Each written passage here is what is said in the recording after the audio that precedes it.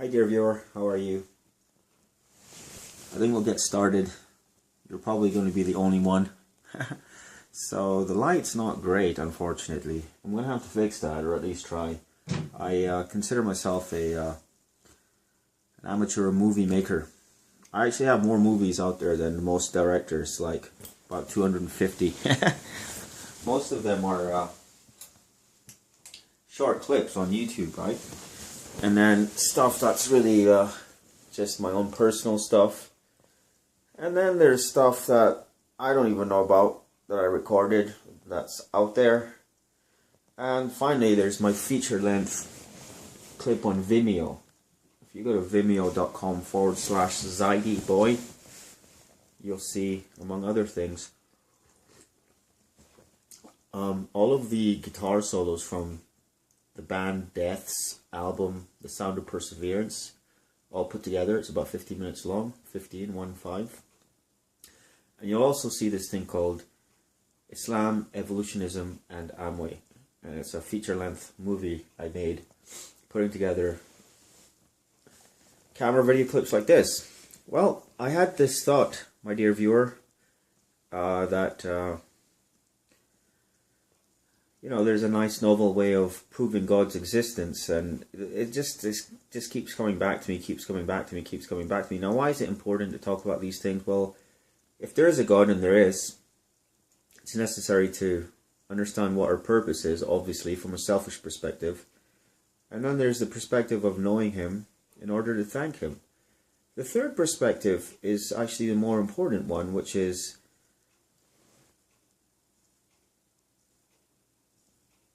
it's through our knowledge of Him that we can experience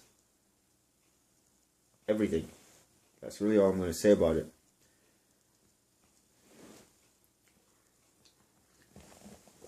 Let me ask you a question, dear viewer. Why do you go to the movies? The answer is you go to the movies because you're entertained and you got nothing better to do. Things like that. There's no harm in going to a movie. You might take someone there, etc., etc. But at the end of the day, the answer, I guess, I hope you agree with me, is that there is a story element to it. I've said this before. I have a whole clip about proving God's existence through our stories, and this is essentially just part 2 of that thought process.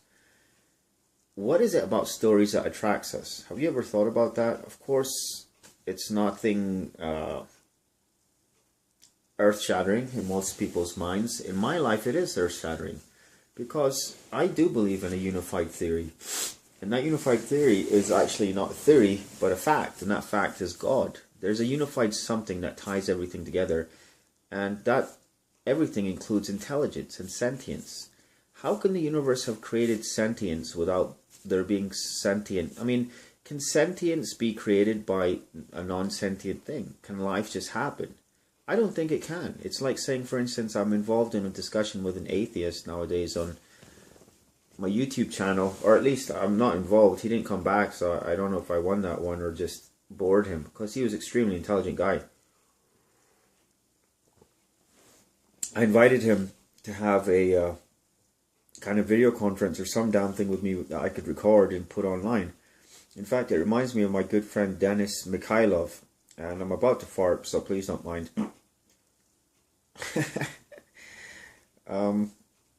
Denis Mikhailov, most intelligent person I know, perhaps. You know, he's out there with my friend Michaela. If you're out there, hello Michaela. Michaela Peart. I hope I'm not impinging on her privacy rights. And then there's people like, obviously, Louisa, my first love, is extremely intelligent as well. Not just intelligent, but emotionally intelligent. But then my last, I guess, fling. I've been married 10 years, but my last fling, because my wife and I have been separated for the last 3 years, and I've seen like 3 different girls. But Laura, if she's out there, I won't say her last name because I'm not allowed to contact her due to some legal complications that arose along the way. Anyhow, you go and see stories, okay? You go read them, you watch them on television, we talk to each other, we're gossiping the whole time. I mean, if you were just telling stories, that would be great. If it wouldn't be called gossiping. If you were talking about people and saying, "Oh my God, he just bought a new car. Oh my God, he just did this. Oh my God, he went off to Japan," or she came back and she had like these super sword skills, like this lady from Kill Bill. I really need to watch a movie so bad, dear viewer.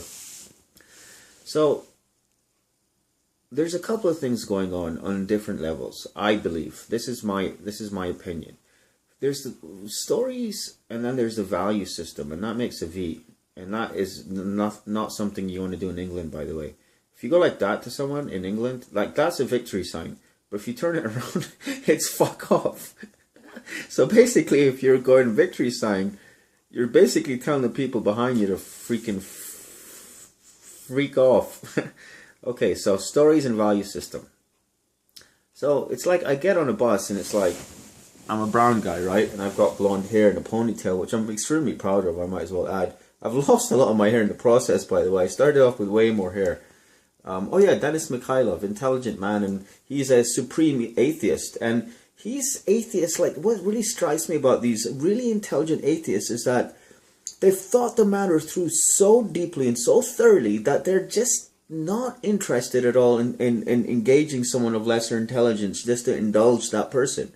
So Dennis essentially did me a favor by indulging my whims and my curiosity, and you know what? He's a great guy. I wish I could stay in touch with him, but he basically ignores me like most intelligent, more intelligent people than me, because they realize what an arrogant slime bucket I am, or just some kind of shiesty guy, and I got nothing of value to offer them, right? Because they've already figured things out, and I'm not saying this facetiously. And you're probably wondering what this whole rant's about at this point if you're new to my mental convulsions. Right, so I get on the bus, people are staring at me. Why do they stare at you? Why are people so interested in other people? Why do we do what's called judging? And why? And you know, another point, we shouldn't tell each other not to judge, because it's human nature to judge. Because okay, Dennis is really cool, and we engaged each other in an atheistic dispute. And I actually owe him a reply, and it's actually on my blog somewhere, and I got to actually put it onto my new blog. So let's put that aside. Dennis, hello. Как дела, друг? Нам ще раз вали Люцифер сказав very trup Stalin и проситив of канализацию. Сел. Bit of Russian there. So get on the bus, people are looking at you. I got like beautiful girls staring at me. I don't mind that much. Sometimes it begins to bother me though. But just men and just odd people, anyone just like staring at me just because I'm a brown guy with blonde hair. I figure, or I get involved in all these kind of antics or something. Sometimes I like being the center of attention, and sometimes it's the worst kind of punishment you can inflict on a person, you know, and I suffer. Let me just put it that way. So, why do we study people? And why are we so interested in movies? Stories, okay? Stories and value system. So when we study people, we start gauging two things. A, their external, and B, their internal. What's their thought process or value system? And like, how successful are they? Do they have the personality we're looking for? Do they have this so-called material success that is interesting to us? Because we know, this is what I believe is going on in a subconscious level, or the way that Allah subhanahu wa ta'ala azza wa jal has programmed us. We look at someone else and we size them up.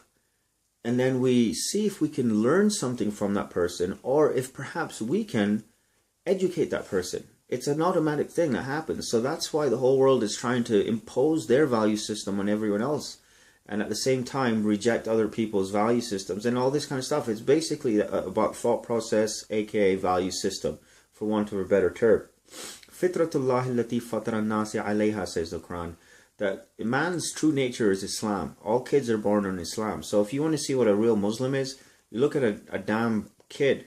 That's how I behave actually in real life. That's why some people think I'm slightly insane. I usually start off by saying, and I want to start these videos by saying, hello, my name's Hussein. Some people think I'm slightly insane. Why do they think I'm insane? Well, I mean, I'll be honest with you. I think most people are asleep at the wheel. Let's put that aside. So the value system thing, we gauge how successful a person is, and therefore how valuable their thought process might be to us. If we could, for instance, glean some of their value system and thought process, then we might be able to translate that into the same kind of success they have, right? On the side of stories, same kind of thing. Now here's the thing, and it's a proof of God, but you won't get it unless you get it. And if you get it, you've already gotten it.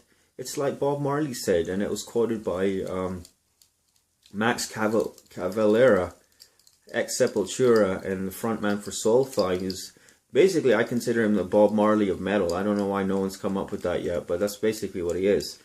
And he says in the song Privative, who feels it knows it. And that's something, who knows it feels it.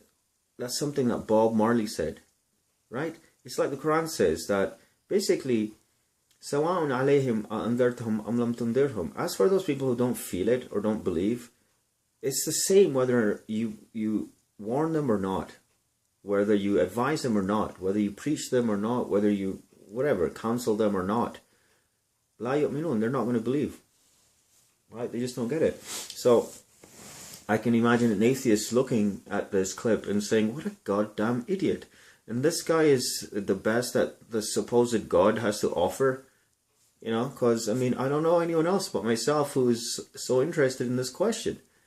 You know, if there is a God and there is one, then what else could be more important? Don't you understand? If there is really a God, what else could be, what else deserves your time? And don't you understand, like, who else is going to harm or benefit you in the sense of, like, basically you spend your time where you believe there's going to be some benefit to you, right?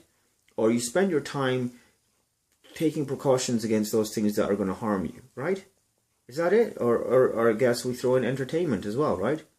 You know, if you need to go and get your thing on the computer in terms of playing a video game or some kind of mentally challenging and stimulating diversion, aka pastime, and you might as well go do that, right? It's because you need to. It's like my dad says, food and exercise. You've got mind, body, and spirit, and they all need food and exercise.